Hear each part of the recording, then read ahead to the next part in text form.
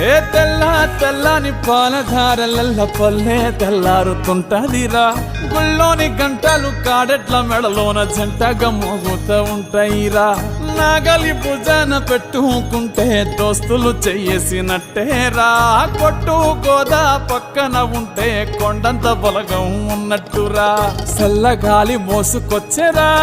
సేను శిలకల ముచ్చట్లు దారి పొడుగు చెట్ల కొమ్మలా